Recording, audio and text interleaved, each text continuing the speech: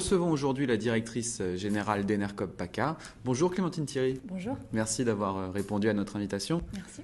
Première question, Enercop, opérateur alternatif d'électricité, ça veut dire quoi, alternatif, concrètement ? Alors, Enercop alternatif, ça veut dire deux choses en particulier. C'est le seul fournisseur qui fournit de l'électricité 100% renouvelable, avec des contrats de gré à gré avec des producteurs indépendants. Donc, c'est vraiment de l'électricité 100% renouvelable. Et en plus, qui fonctionne avec une structure coopérative, donc sous la forme d'une SIC, Société coopérative d'intérêt collectif. Donc c'est vraiment ces deux éléments qui distinguent clairement Enercop des autres fournisseurs sur le marché. Alors concrètement, quand on branche un appareil électroménager, ce n'est pas forcément de l'énergie verte qui arrive, c'est un même réseau. Mais par contre, vous vous engagez, si je comprends bien, à produire autant d'énergie que consommer, ou en tout cas via ces contrats de gré à gré.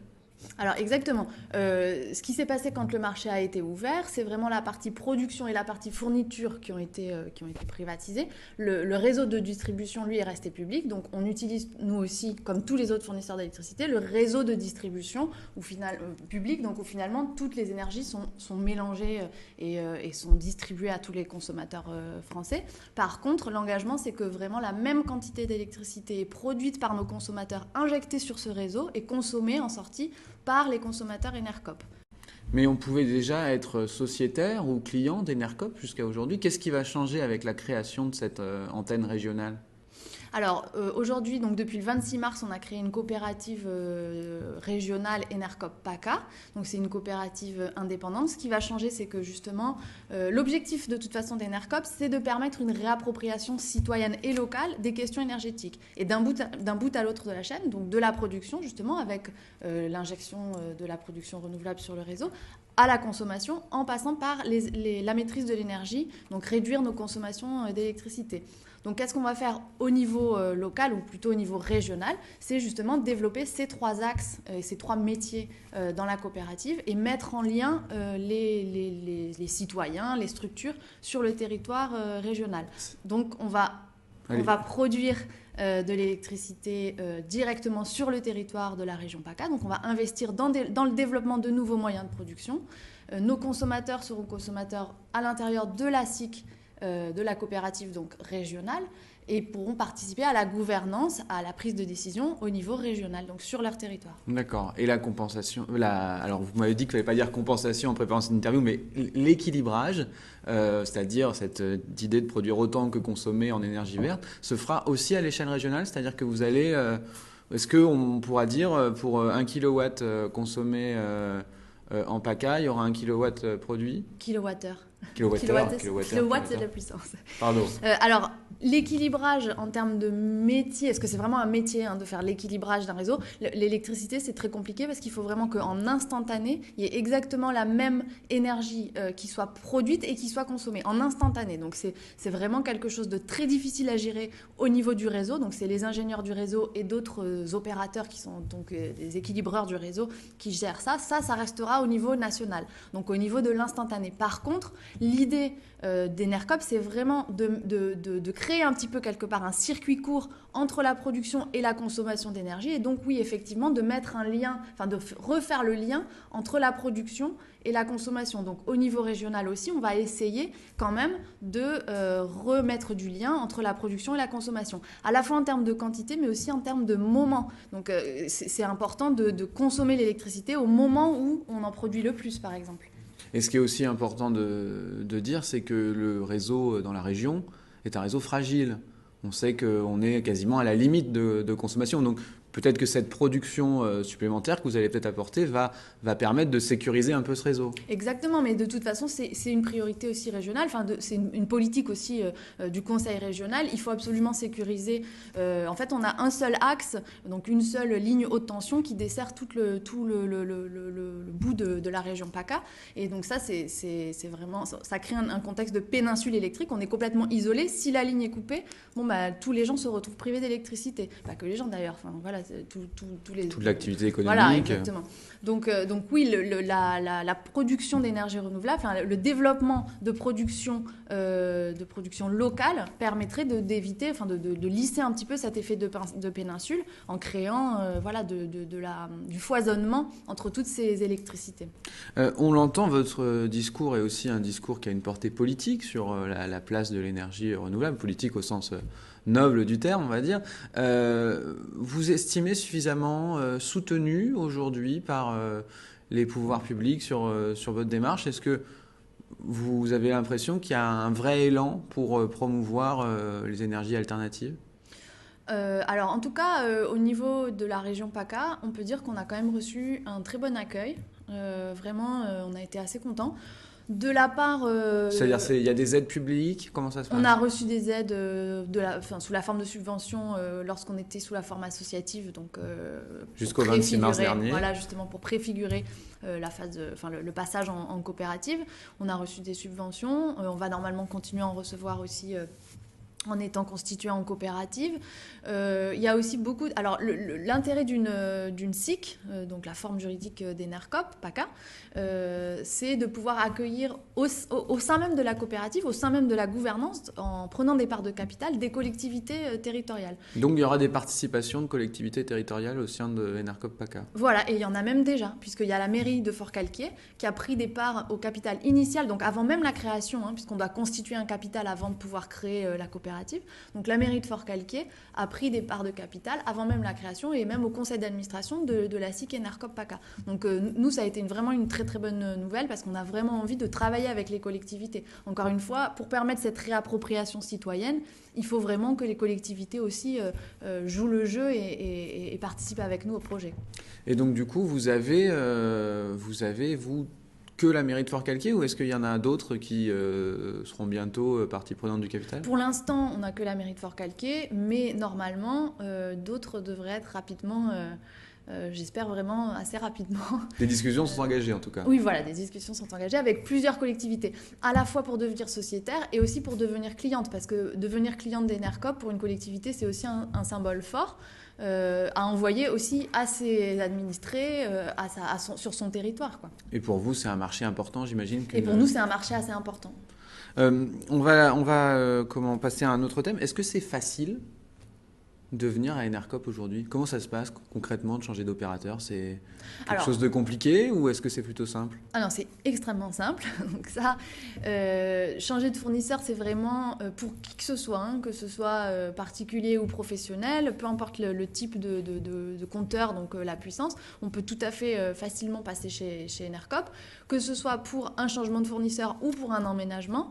Donc ça peut se faire très simplement sur Internet ou en nous passant un petit coup de téléphone et puis ça prend quelques jours et on change de fournisseur. Il n'y a aucune opération sur le réseau et donc sur le compteur. Le compteur qu'on a tous chez nous, le compteur électrique, il appartient à ERDF, donc le réseau, donc toujours public. Ça n'a rien à voir avec EDF. Donc ça se fait très vite. Par contre, ça coûte un peu plus cher quand on est chez EDF de passer chez Enercop aujourd'hui. Oui, alors pour l'instant, on est environ 20% plus cher. Donc c'est un acte quand même militant que de venir chez nous. C'est pas chez vous, pardon. C'est simplement, excusez ce lapsus. C'est un acte militant que de venir chez vous et il faut quand même avoir les moyens de le faire. Oui, alors pour l'instant, c'est vrai qu'on peut considérer ça encore comme un acte militant. Après, il faut voir ce que ça représente aussi. 20% plus cher que le tarif régulé, on a calculé environ pour un ménage classique, entre guillemets, ça c'est pas très... mais bon, de 4 personnes dans un appartement sans chauffage électrique, ça représente à peu près 10 € par mois. Alors effectivement, tout le monde ne peut pas se permettre de payer 10 € de plus par mois, clairement. On ne demande pas aux ménages en précarité énergétique, parce qu'en plus il y a une précarité énergétique qui augmente fortement. On ne leur demande pas de passer chez Enercop pour l'instant, évidemment, mais enfin, quand même, pas mal de gens peuvent le faire. Pour l'instant, effectivement, c'est plus cher et pour l'instant, effectivement aussi, on a un public ou en tout cas des clients qui sont souvent militants, écolos, de l'économie alternative, etc. Toutefois, au démarrage d'Enercop en 2007, on était aux alentours de 40-45% plus cher que le marché. On a maintenu nos tarifs puisque c'est vraiment une politique forte d'Enercop. On a des contrats de gré à gré avec des producteurs. on a des contrats de moyen et long terme, et c'est comme ça qu'on bâtit nos prix de vente aussi. C'est lissé dans le temps, en fait. Non, c'est pas lissé dans le temps, simplement, c'est une maîtrise totale de nos coûts, et donc une maîtrise de nos tarifs. Et encore plus du fait qu'on est une coopérative, et que donc tout se décide en assemblée générale, et que donc les sociétaires eux-mêmes décident de leurs propres tarifs. Donc on veut maîtriser dans le temps aussi ces tarifs-là. Donc, ce qui fait que pour l'instant, on n'a pas augmenté nos tarifs depuis notre création en 2007, alors que le tarif régulé n'a cessé d'augmenter. Donc, on est passé de 45 à 20, 25% plus cher aujourd'hui. Donc, la hausse a déjà été augmentée. Être rattrapé par le tarif régulé dans quelques années. Vous pensez arriver au même niveau. Exactement. Après, quand personne ne peut le dire non plus exactement, mais il y a une hausse des tarifs réglementés qui a déjà été annoncée de 30% pour 2016. Il y a la sortie des tarifs régulés. Les tarifs régulés, je ne sais pas si c'est clair pour tout le monde, mais bon, les tarifs régulés, c'est... Allez-y, expliquez un peu, c'est vrai que ça peut permettre... Ouais. Les tarifs régulés, c'est des tarifs qui sont justement maintenus par l'État, c'est-à-dire un prix qui est encore fixé par l'État. On pourrait d'ailleurs vous opposer que vous participez à la libéralisation du marché en créant cet opérateur alternatif. Est-ce que, au final, vous dites votre public est assez militant, etc. Est-ce qu'il n'y a pas un dilemme entre ce qui était le service public de l'énergie avec EDF et la création de cet opérateur alternatif ?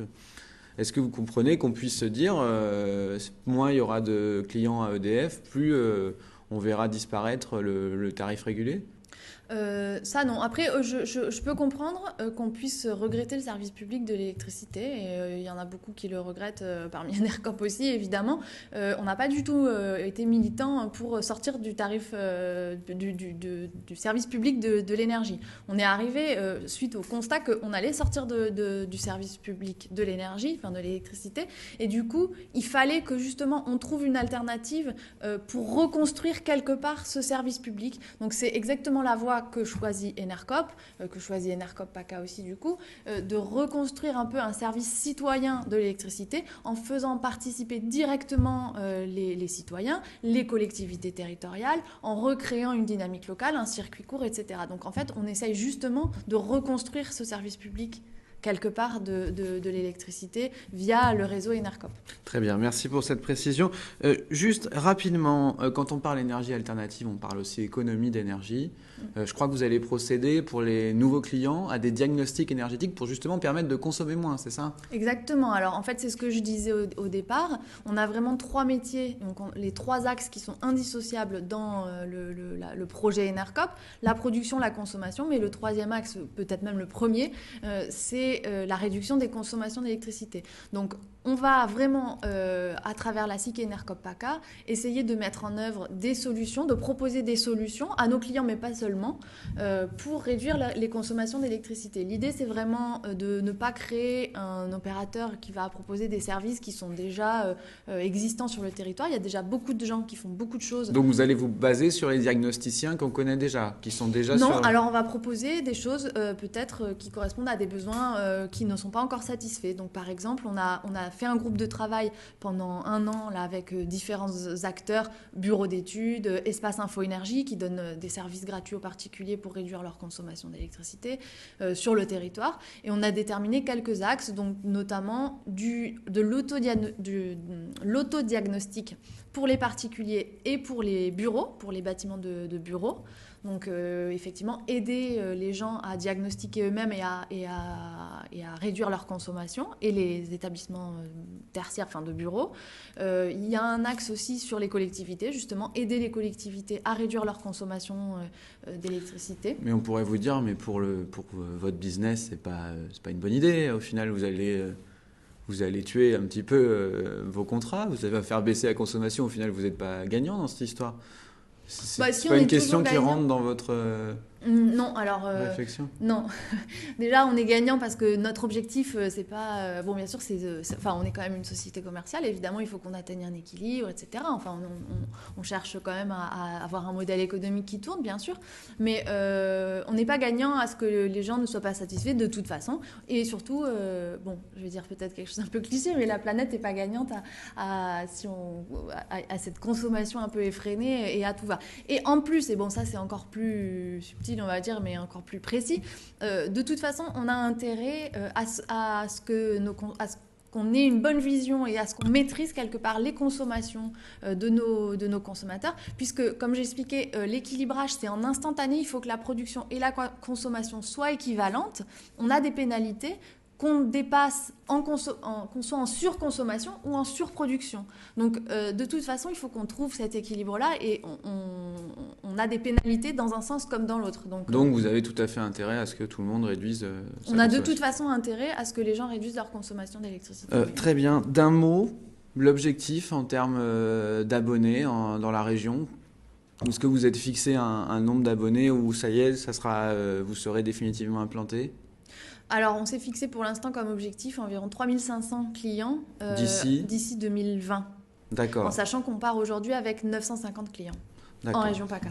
Donc, un beau marché à conquérir. Merci beaucoup d'avoir répondu à notre invitation. Merci à vous. Et à très vite pour un nouveau talk économie sur Mars Actu.